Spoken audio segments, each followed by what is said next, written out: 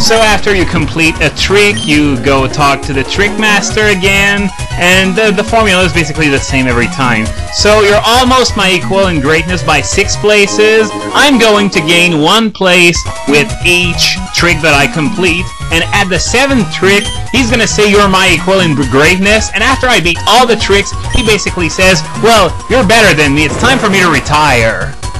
Well, no, he doesn't retire. Instead, he decides to travel across the land, searching far and wide each Pokemon to understand the power that's inside. So after that, you go through this hallway here, which sends you back through the same door you went to the trick by, which makes no sense, but whatever.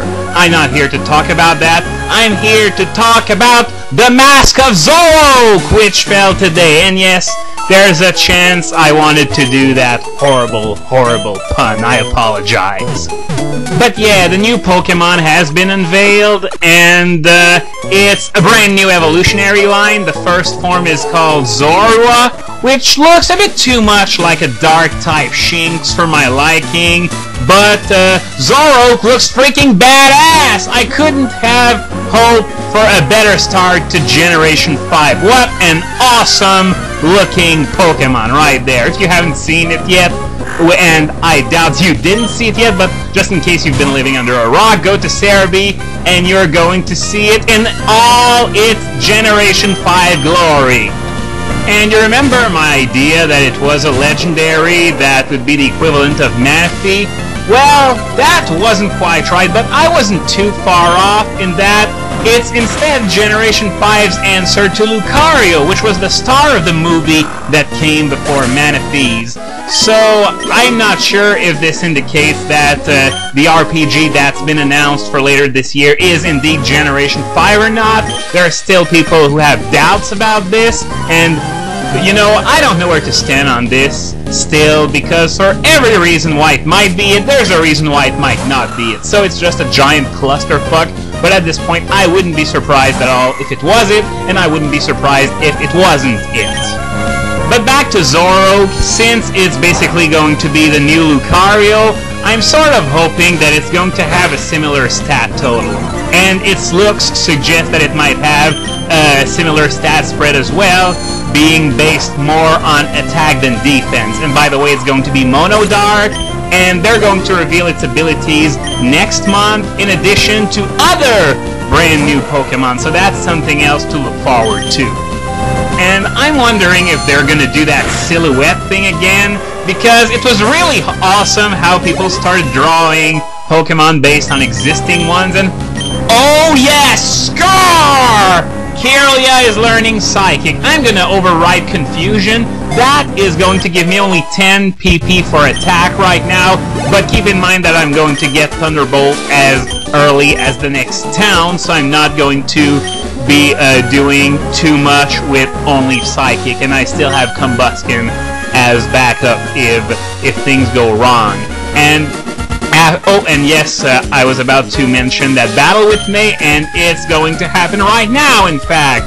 So this is going to be the 3rd encounter with May, and she's evolved some of her Pokemon.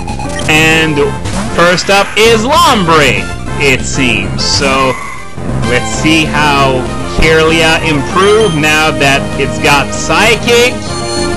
Maybe a one-hit kill? Yes! A one-hit kill on a level 18 Lombre. Well, that is a very good start.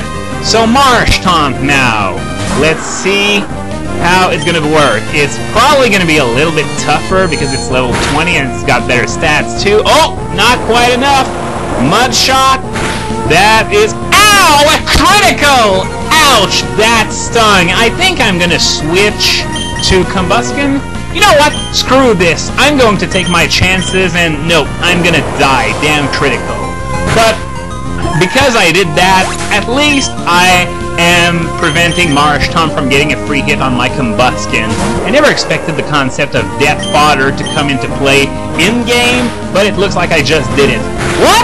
I needed both kicks to take it down? Well, it's official. In a one-on-one fight, that Marshtomp would have kicked my ass. So letting Kirlia die was actually the best thing I could have possibly done. And Slugma, well, that only confirms that this Torkoal thing back in Rustboro was likely a programming error, especially since had I picked May to play with, I would have faced a Slugma in Rustboro, so odds are, yes, it was just a programming mistake, and Slugma's so weak, one double kick, it went down. It's the complete opposite of Marsh Taunt.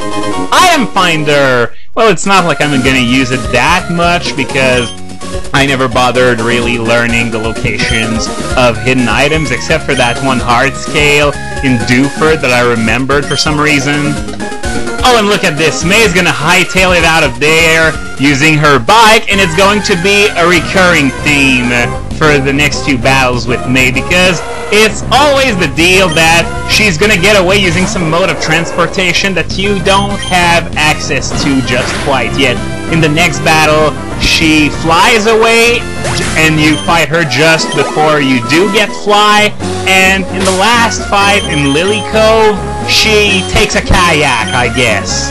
And yes, that's another horrible joke that I wanted to get out of the way. I am so good at making horrible jokes, and I don't know why I'm proud of it, because that's the whole point. They're horrible, horrible jokes. So of course I'm going to revive Kirlia now, but I've put Combuskin in the lead for the reason that it's starting to lag behind in levels, and now that Kirlia has Psychic, its firepower has become sort of acceptable, so I'm going to play catch up for a bit, and once Combuskin reaches level 25, 26, then I'm going to focus on Kirlia again until it evolves into Gardevoir. Of course, I don't know when I will catch Karmory relative to all this. Maybe it's gonna have ample time to evolve into Gardevoir, maybe not. I guess we're going to see that then. And I just wanted to share a little tip with those of you who are going to get Heart Gold and Soul Silver.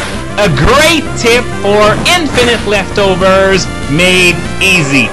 Wanna know what the trick is? You steal them from Koga's Swalot. It's that simple. And I checked the moveset of that Swalot, which has Liquid Ooze, by the way, believe it or not. It's got the Sticky Hold as its other ability, but it's got Liquid Ooze and leftovers. So basically, you're going to be able to take the leftovers without using Worry Seed or Gastro Acid. So anyway, I took a look at that Swalot's moveset, and it's Pain Split, which can't kill a Pokemon, Sludge Bomb, which Steel types are immune to, Amnesia, you can just bring a physical attacker to hit through it, and Yawn, which can, well, put nearly anything to sleep. But the essence is that it cannot kill a Steel type if it's faced with it. Even if it's level 1, it cannot possibly kill it. So what you do is that you bring a Steel type with Thief or Covet, nab the leftovers, and then after that, well, you can complete the Elite Four run if you want, but that's the key to doing it. The thing is that there's only one Steel type that learns Thief, and it's Karmory. Once again, Karmory is excellent for playing support for in-game, excellent HM Slave, and it can steal the most valuable item in the entire game as well. So you do that, you bring a Skarmory of any level to Koga, you use Thief, and you watch the leftovers roll in.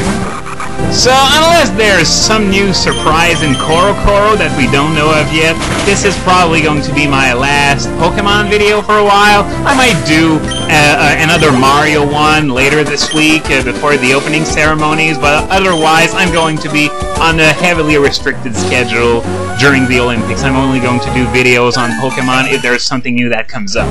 So next time on Pokemon Emerald, I'm continuing Route 110.